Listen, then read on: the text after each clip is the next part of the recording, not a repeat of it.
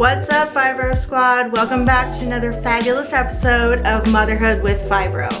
So getting into the topic at hand today, I wanted to be talking more on a personal level of being a parent, especially with having fibromyalgia disease. So today I wanted to share this topic, if you haven't already guessed from the title down below, is Parenthood with Fibromyalgia. The first topic, or first little topic, basically, the topic within the topic. The first topic I want to talk about is accepting imperfection. No parent out there is perfect, especially when you have a chronic illness like fibromyalgia disease, Trojan's disease, lupus, or any other chronic illness or disease out there. No parent is perfect. You're not going to get things done on time. Sometimes you do, sometimes you don't. Accepting the fact that yes, some things in your house are going to be cleaned or picked up all the time. I mean, my house is clean. It's clean. But you know, there are days where, especially when you're not feeling well, that you don't pick up all your kids' toys, or you don't have the right clothing on, or you look the right way, or you put makeup on, or you do your hair, or you know, your child wears the right clothing, or well, obviously they wear clothing, but you know, it doesn't match, or not everything is perfect. You have to accept that imperfection is going to just be part of your life. Sometimes you'll be able to get everything done in one day, sometimes you won't. Sometimes you'll be able to do certain things and sometimes you won't. It's just a matter of accepting the fact that everything is not always going to be perfect. There is no perfect parent out there whatsoever, sick or not.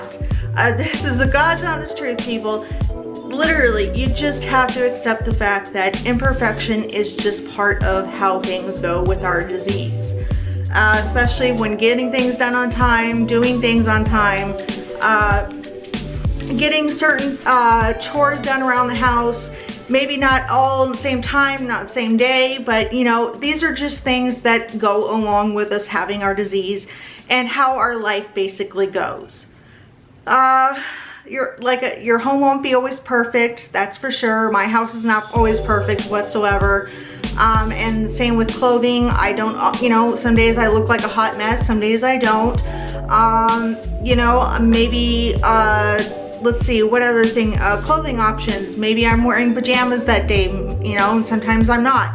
It's just part of everything that goes along with imperfection.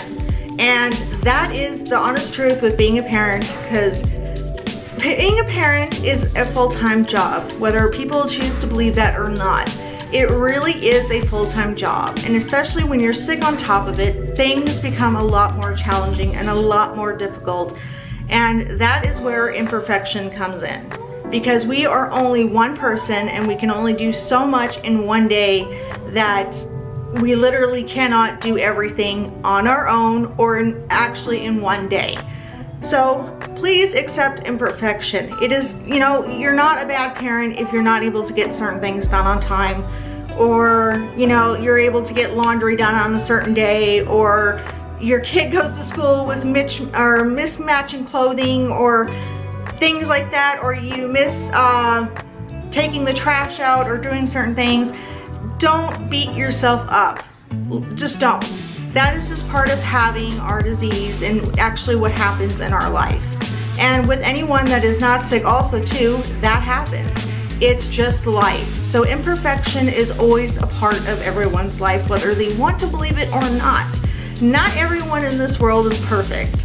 And if they are, I would love to surely meet that person, because I, for one, know that I am not perfect. And I know that I have my imperfections, and I know that my life goes according to how I can do everything, and when I can do it, and how I can get it done. So please do not beat yourself up if you aren't able to be that perfect parent, because that does not exist whatsoever. Or being the perfect, you know, adult. That is just not, it's just not a thing. Literally, people, it's not a thing whatsoever. So do not beat yourselves up whatsoever. Okay, number 2. Stepping your game up on your good days. For a lot of us on our bad days, like for myself, I'm not able to do a lot with my daughter, and it is very hard for her to understand why mommy can't do certain things at the moment, or why I can't go in the jungle gym with her, or why I can't, you know, dance with her, because she loves dancing every single day. She loves it. It's really hard to do those things on those days. So on my good days, I try making those days, the missed days that were bad, I try making up for on the good days by doing something special with her. So I want you guys out there, for the days that you aren't able to do anything with your child, as far as playing with them or taking them somewhere special or doing something special with them, make it up to them on your good day. Step your game up. Plan something out, or you can actually make a list, like I do for myself, of things that I can do with my daughter and that I want to do with my daughter. So on my good days, I'm able to pull that list out, because I can't remember a lot of things, so that's why my lists always come in handy, guys. That fibro brain fog is definitely a real thing for us. So I suggest making a list for those special days that you can do things with your child. It will really go a long way, so you guys can make up for that lost time of being able to connect. Doesn't mean you're a bad parent if you're not able to do a whole lot with them on your bad days. You are not a bad parent whatsoever. Please do not ever beat yourself up for imperfection, or if you're not able to be a super mom on that day and do everything that they want with them.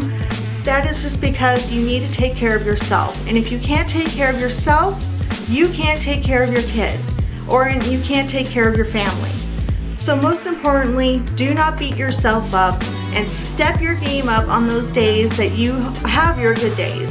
You know, like taking them to a park, doing a special, you know, mother-daughter lunch date, or father-son lunch date, or anything like that. Going to a movie, going to the, I think I already said park, go swimming. Do things that you're able to and that are really special, and also too that will help to bring back that bond and connection. Don't get me wrong, guys, when I say bond and connection. You will always have a bond with your child. I have a strong bond with my daughter. I always will, forever in my life, because she is my child. But sometimes it's very hard to actually reconnect some days, because they get frustrated. My daughter is only 3 years old, and there are days that she literally cries and screams. I mean, total global meltdown, literally. She literally has her meltdowns because I try sitting her down and explaining to her why mommy is sick, why mommy can't, you know, go outside with her and run around with her. Not that I couldn't anyway, but, you know, explaining to her why mommy can't do certain things. And for a 3-year-old, they don't know a whole lot yet. So it's okay for them to be upset, and it's okay for them to be frustrated and to cry and to get upset and to let all of that emotion out, because that is a very healthy thing for them to do in general, especially with us as being an adult. And it's okay for you as a parent to cry, but just know that you aren't a bad parent if you aren't able to do everything with them on that day. And also too, in with this topic, or, you know, this subject, I should say, that should be the correct term I should have used a little bit earlier, besides topic within a topic. The subject. If you guys have ever noticed, if you are, you know, if you have a husband and wife, obviously, and you have your child or kids, that they favor just one parent. Well, my daughter favors my husband a lot. And the reason for that, it's not, you know, anything malicious. She's only 3 years old. Our kids don't mean to do it whatsoever, but it's natural for sometimes for a child or children to favor one parent over the other. That doesn't mean that you're a bad parent and they don't like you and they want to go with the good parent. That has nothing to do with it. My issue with that, or trying to explain to you, it's not really an issue, but just trying to explain to you why that is. And also, please do not get me wrong when I explain this to you. The reason why my daughter favors my husband is because my husband is not sick. He does not have a chronic illness. He is very athletic now. He's lost a lot of weight, so he has a lot more energy than he used to when he was a little bit younger when I first met him. So he is able to go take her hiking for their Saturday mornings that they do now. So she loves to play with him because he is able to do a lot more than I am able to do with her. As far as being active, as far as going hiking in this heat, trying to climb over rocks or look at wild, crazy snakes or anything like that. I don't like bugs. I don't whatsoever, but she does. And it's also a nice time for them to bond in general too. And because he is always constantly working and I'm always taking care of her. So it is nice for them to have those special father-daughter days, and which they do in hiking. But sometimes I feel bad because I feel like she loves him more than she loves me. And I know that is not really true. My daughter loves me for who I am, and she loves her dad for who he is.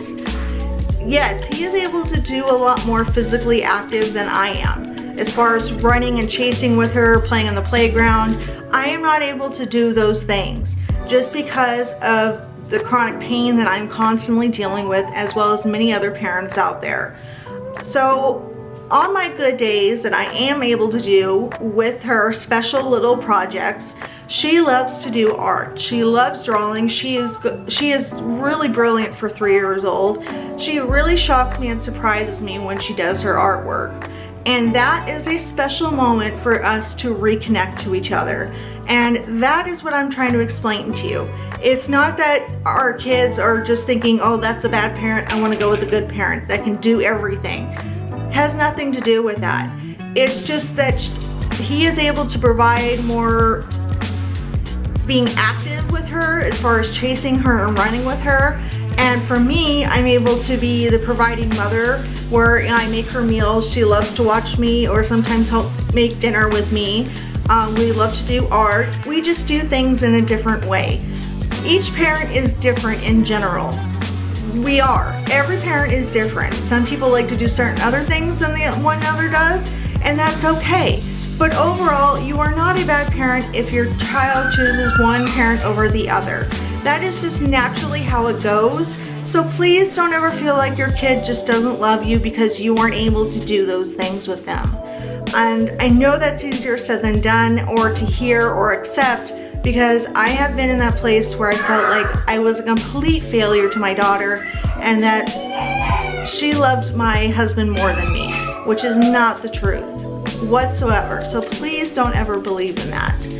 Your child loves you for who you are and, for what you provide, and have those special moments with them. Don't miss out on those good days. When you have those good days, do those special things with them, because that is going to give you a chance to come back together and just to ultimately reconnect, and which is something so important for a parent to do with their kid. So please guys, on your good days, step your game up, that is for sure. So the next subject I want to get into, help or try to explain to your kids why you need to rest. And I think I pretty much just already talked about that in my last subject here. You need to have a sit down with your kids, and you need to try to explain to them in some type of way, whatever way works for you, or in whatever way works for them, depending on their age too. My daughter, like I said, she's only 3 years old. She does not know how to understand a lot of things. Older kids do. But ultimately, it is about sitting down with your child and letting them know that, mommy or daddy is sick, and then I'm not able to do a whole lot with you on certain days. So on those good days, you are able to do those special moments with them, like I've already told you. But ultimately, you need to sit down and let them know exactly what is going on with you.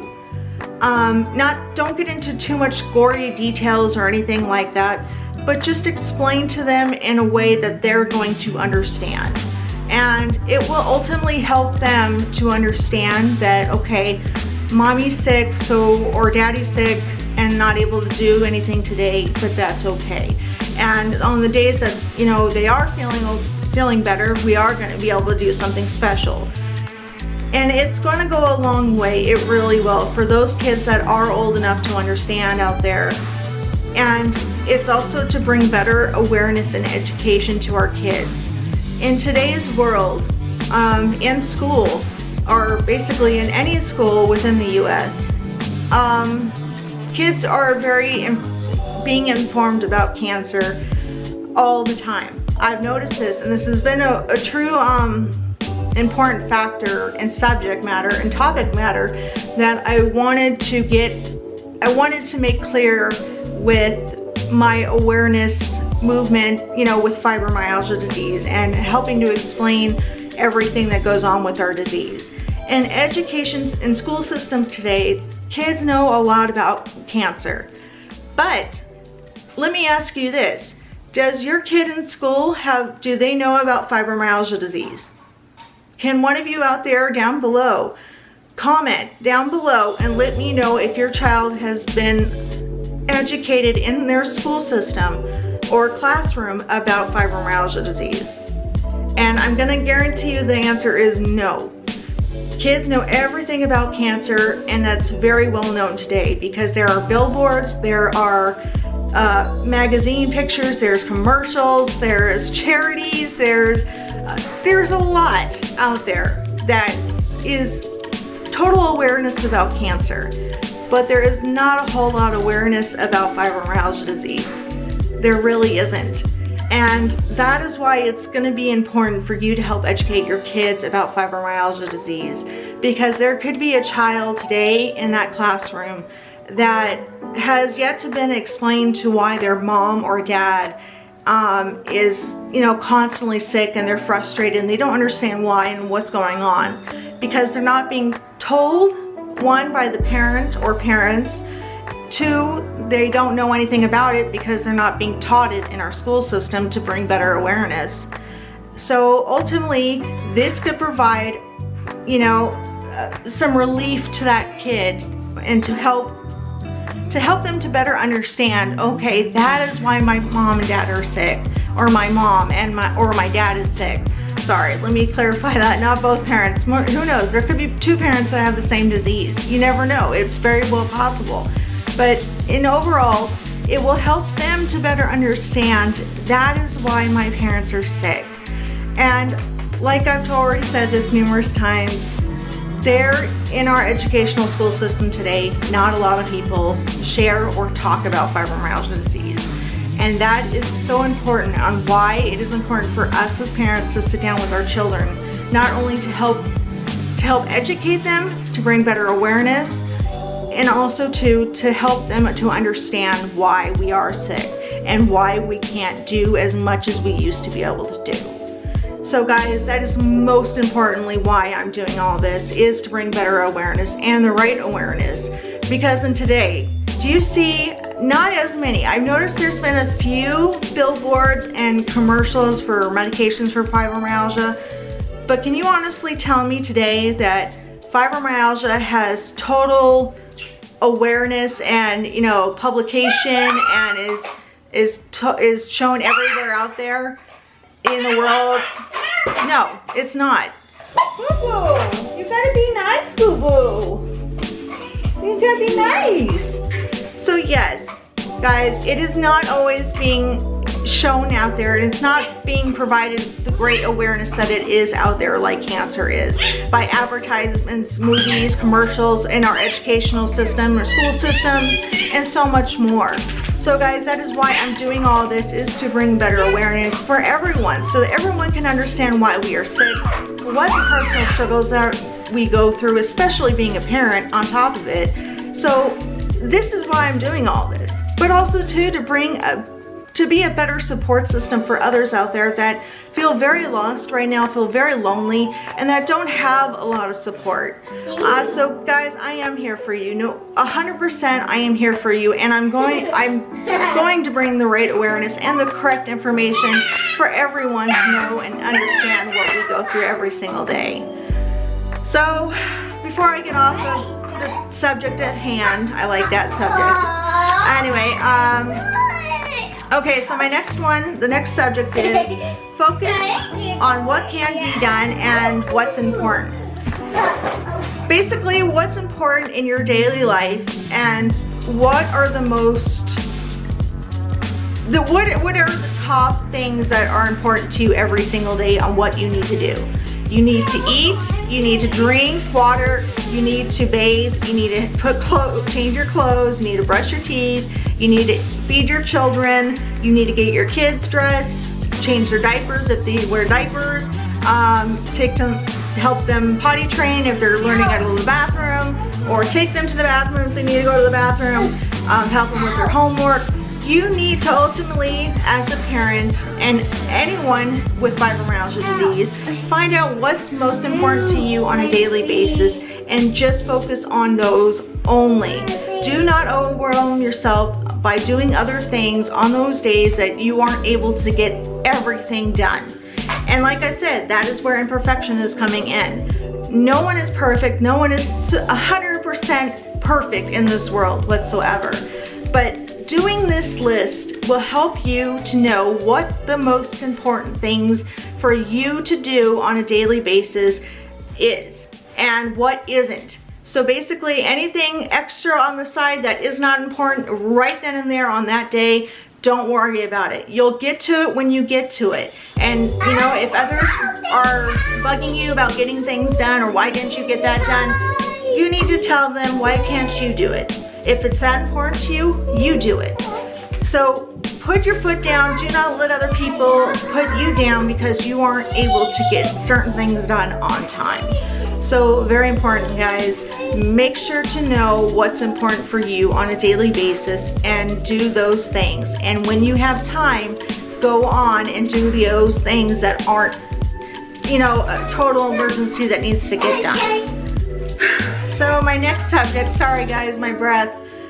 I've been having some heart pain for the last couple days and my chest is turning red, as you guys can already see. So I'm needing to take some breathers and stuff like that.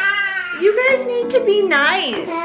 They're wild around here today, guys, let me tell you. So the next subject at hand is don't put yourself down or beat yourself up. Well, I think I've already said, and this is the last subject, guys, ultimately, you can't beat yourself up. You're not perfect. No one is perfect in this world. And I keep repeating myself on that, guys. I really do, and I'm really sorry for doing it. No one's perfect. You can only do what you can do on a daily basis. And it's so important for you to stand up and put your foot down to others that maybe bully you or make you think that you aren't getting things done or that you're a great parent or a great friend or a great co-worker or anything like that. Put your foot down. And if something is so important for them to have you get it done, then by the time they have already told you that and then, you know, looked at you and said, well, why didn't you get this done? They could have possibly gotten started on it and it could have been finished already. So it's very important, guys. I really, this is something that I've learned, I needed to learn, and it took me a while to figure out for myself. It's okay for me not to do everything in one day. It's okay if the laundry is not completely done in a day. It is okay that the dog didn't get a bath emergency or, you know, on this day. Or that possibly I didn't water the plants today, or I forgot to pick up the laundry today. Not everything is perfect. It's not. You can only do what you can do. And like I've told you already 3 or 4 times now, if someone bugs you, puts you down, makes you feel like you aren't doing anything in this world to contribute to them or get anything done that they've asked you, then you need to ask them to do it for themselves. You need to take care of yourself. And if you have to put your foot down and you have to speak up, do it. Put that foot down. Speak up. Stand up for yourself and let that person know that you are doing the best that you can. And you will get it done when you can get it done, not when they want. And if it's so urgent, then they can do it themselves. Most importantly, guys, you need to take care of yourselves. Don't ever beat yourselves up or put yourselves down whatsoever, guys. You need to eat when you need to, eat healthy, sleep, you know, take as many power naps throughout the day as you can, or if needed. Just ultimately do not beat yourself up or let others beat yourself up because you aren't getting everything done that day, or you aren't Superman. No one is Superman and no one is a superwoman whatsoever. And especially with being a parent, we do the best that we can when we can and how we can. And that is life motto for you guys to learn and to accept out there and to start a new day with. For me, I had to take a step back, and if someone, for instance, not going to name any names, but if someone that I knew or I lived with told me that they got upset because I didn't wash their shirt on time, then I looked at them and I told them that they need to do it for themselves if it's that important to them. You can only do so much. Do not let others put you down. Take a stand for yourself. Well, guys, that is going to do it for today, and I hope that you guys got a little bit of helpful information. I hope this does help you guys. It really does. I really do hope that my videos help you guys out there. I know that I have been MIA for the last 2 weeks, and I'm totally sorry, but I've been suffering with some chest pain and redness, again, as you guys already can see. And also too, my blood results did come back from seeing my arthritis specialist, and apparently now I have lupus. And I also have tons of inflammation within my body, so I'm not doing a whole lot of good. It's I'm definitely needing a lot of prayers, guys, out there, and I am praying for you guys on a daily basis. My Fibro squad, you guys rock. You're totally awesome. I'm sorry that I have been MIA for the last 2 weeks. I've just had a lot going on in my personal life that I needed to take care of. So yes, ultimately, life is crazy, guys, and life is not always perfect, that is for sure. So that is going to do it for today. I hope you guys enjoyed this quick video today to share these important factors of being a parent with fibromyalgia, and I look forward to seeing you guys soon. Oh, wait, before we go, please, if you haven't already, please subscribe, hit the notification bell so you're updated all the time when I post my videos, and to officially become part of the Fibro Squad team. And please follow me on Instagram at Motherhood with Fibro, all one word. And you guys can also email me at motherhoodwithfibro@gmail.com anytime you have any suggestions, tip videos, resources, or if you need a friend. I am here for you. You can email me anytime, guys.